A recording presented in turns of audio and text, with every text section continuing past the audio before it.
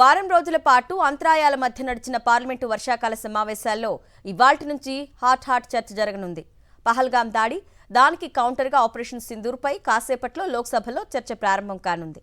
కేంద్ర రక్షణ శాఖ మంత్రి రాజ్నాథ్ సింగ్ చర్చను ప్రారంభిస్తారు. జాతీయ భద్రత, విదేశాంగ విధానం వంటి కీలక అంశాలు కావడంతో మాట్లాడేందుకు ఇరు పక్షాల అగ్రనేతలు అస్త్రశస్త్రాలు సిద్ధం చేసుకున్నాయి.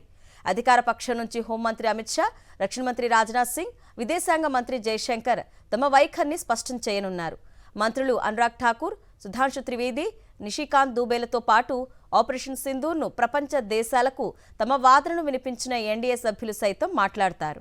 ఇక ప్రతిపక్ష నాయకులు రాహుల్ గాంధీ, మల్లికార్జున్ ఖర్గే, ప్రియాంక గాంధీ, సమాజ్వాదీ పార్టీ నేత అఖిలేష్ యాదవ్తో పాటు ఇతర కీలక నేతలు ప్రభుత్వానికి వ్యతిరేకంగా వాదనలు వినిపించే అవకాశం ఉంది. అయితే విదేశాలకు వెళ్లిన బృందాల్లో ఒక బృందానికి కాంగ్రెస్ ఎంపీ శశి థరూర్ నాయకత్వం వహించారు. అయితే నేడు జరిగే చర్చలో ప్రతిపక్షం నుంచి ఆయన మాట్లాడతారా లేదా అన్నది తెలియాల్సి ఉంది. ఆపరేషన్ సింధూర్పై పార్లమెంట్లో వాడివేడి చర్చకు రంగం సిద్ధమైంది. కాసేపట్లో లోక్సభలో చర్చ ప్రారంభం కానుండగా విపక్షాలకు లక్ష్మణ రేఖ గీశారు కేంద్ర పార్లమెంటరీ వ్యవహారాల శాఖ మంత్రి కిరణ్ రిజిజు. భారత సైన్యం ఆత్మస్థైర్యం, గౌరవానికి భంగం వాటిల్లేలా ఎలాంటి ప్రకటనలు చేయొద్దని విపక్షాలకు విజ్ఞప్తి చేశారు. విపక్షాల వ్యాఖ్యలు పాకిస్తాన్కు అనుకూలంగా మారకూడదని వ్యాఖ్యానించారు. అలాగే పహల్గాం ఉగ్రదాడి బాధిత కుటుంబాలను బాధించేలా ఎలాంటి ప్రకటనలు చేయొద్దని ప్రతిపక్ష సభ్యులను కోరారు కిరణ్ రిజిజు. రావణుడు లక్ష్మణ రేఖను దాటడం వల్ల లంక అగ్నికి ఆహుతైందని, అదేవిధంగా భారత్ గీసిన గీత దాటినప్పుడు పాకిస్తాన్లోని ఉగ్ర శిబిరాలు కాలి బూడిదయ్యాయని ఎక్స్లో పోస్ట్ చేశారు కిరణ్ రిజిజు.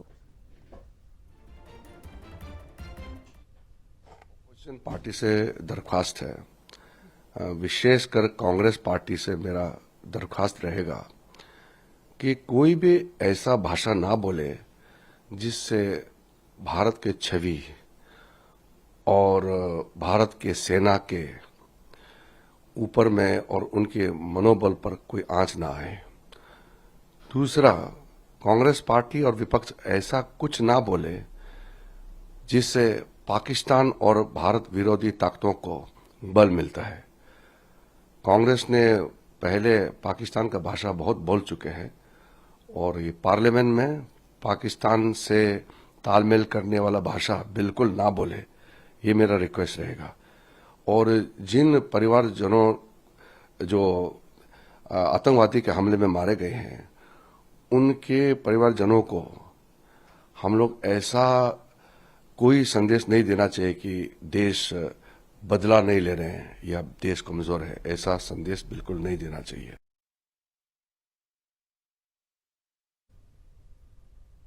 కాసేపట్లో లోక్సభలో ఆపరేషన్ సింధూర్పై వాడివేడి చర్చ జరగనుంది. దీనిపై ఓవరాల్ డీటెయిల్స్ మా ప్రతినిధి వెంకటేష్ అందిస్తారు. వెంకటేష్, మధ్యాహ్నం 12 గంటలకు ఆపరేషన్ సింధూర్పై లోక్సభలో చర్చ ప్రారంభం కాబోతోంది. రక్షణ శాఖ మంత్రి రాజ్నాథ్ సింగ్ ఈ చర్చను ప్రారంభించబోతున్నారు. ఈ చర్చలో ప్రధానమంత్రి నరేంద్ర మోడీతో పాటు హోంమంత్రి అమిత్ షా, కేంద్ర విదేశాంగ శాఖ మంత్రి జైశంకర్ కూడా ఈ చర్చలో పాల్గొనబోతున్నారు. ఇటు కాంగ్రెస్ పార్టీ తరపున ప్రతిపక్ష నేత రాహుల్ గాంధీ, ప్రియాంక గాంధీ, ఇతర ఎంపీలందరూ కూడా ఈ చర్చలో పాల్గొనబోతున్నారు. సో ఈ చర్చ మాటల యుద్ధాన్ని తలపించబోతోంది.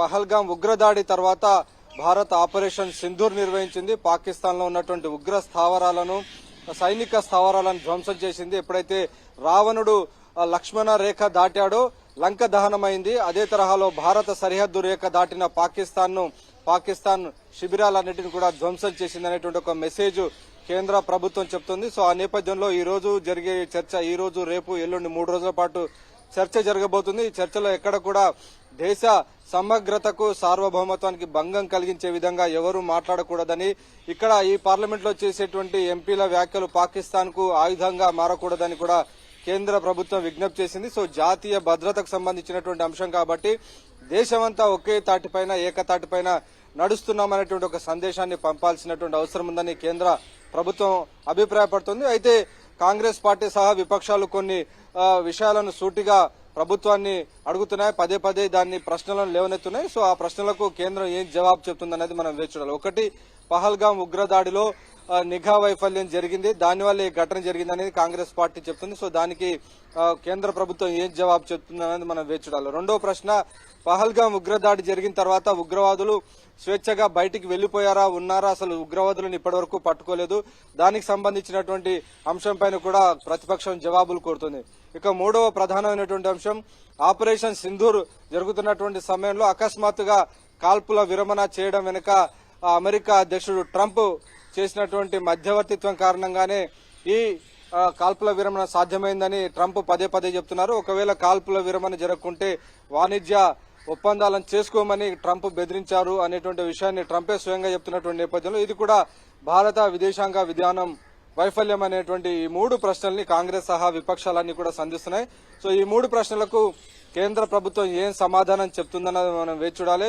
ప్రత్యేకించి ఈ మొత్తం విషయాలపైన అన్నిటి నేరుగా ప్రధానమంత్రి నరేంద్ర మోడీ జవాబు చెప్పాలని కూడా విపక్షాలు చాలా రోజుల నుంచి డిమాండ్ చేస్తున్నాయి. కాబట్టి ఈ రోజు ఈ సందర్భం వచ్చింది. పార్లమెంటులో ప్రత్యేకంగా ఆపరేషన్ సింధూర్ పైన చర్చ ప్రారంభం కాబోతుంది. కాబట్టి ప్రధానమంత్రి నరేంద్ర మోడీ ఈ విపక్షాలు లేవనెత్తినటువంటి ప్రశ్నలకు ఎలాంటి సమాధానం చెప్తారు అన్న దాన్ని బట్టి తదుపరి ఎలాంటి ఫైనల్ గా ఎలాంటి అవుట్కమ్ వస్తుందని మనం వేచి చూడాలి. సో ఈ చర్చ సందర్భంగా ప్రభుత్వం కొన్ని కీలక అంశాలు లేవనెత్తబోతుంది. ఒకటి, జాతీయ భద్రత విషయంలో రాజీ పడకుండా ఒక అణ్వస్త్ర దేశమైన పాకిస్తాన్ లోపలికి చొచ్చుకెళ్లి అక్కడ ఉన్నటువంటి ఉగ్ర స్థావరాలతో పాటు వైమానిక స్థావరాలను కూడా ధ్వంసం చేసి భారత్ తన సత్తా చాటింది. కాబట్టి భారత సార్వభౌమాధికారం, జాతీయ సమగ్రతకు గనక దెబ్బ తగిలితే ఖచ్చితంగా ఆ మేరకు ఖచ్చితమైనటువంటి జవాబు ప్రతిస్పందన ఉంటుందని భారత్ చెబుతుంది. వాటితో పాటు భారత్ సింధు నదీ జలాల ఒప్పందాన్ని రద్దు చేయడం ద్వారా పాకిస్తాన్ కు ఒక స్ట్రాంగ్ వార్నింగ్ పంపింది. అలాగే పాకిస్తాన్ తో ట్రేడ్ ను పూర్తిగా రద్దు చేసింది.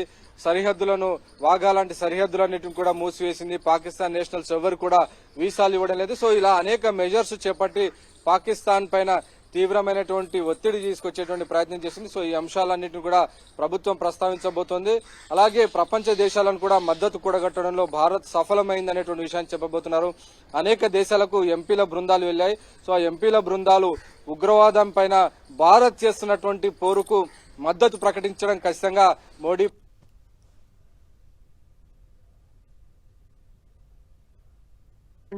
అభివర్ణించబోతుంది. కానీ ఉగ్రదాడికి కేంద్ర ప్రభుత్వ వైఫల్యమే కారణమని విపక్షాలు. సో ఈ మొత్తం విషయంలో విభిన్న భారత సార్వభౌమాధికారం, భారత జాతీయ భద్రతను దృష్టి ఉంచుకొని పాకిస్తాన్ కు అనుకూలంగా మాట్లాడడానికి ప్రభుత్వం విజ్ఞప్తి చేస్తున్న నేపథ్యంలో ఈ 2-3 రోజుల్లో మాత్రం ఒక మాటల యుద్ధం మాత్రం కొనసాగబోతోంది. Okay Venkatesh, thank you.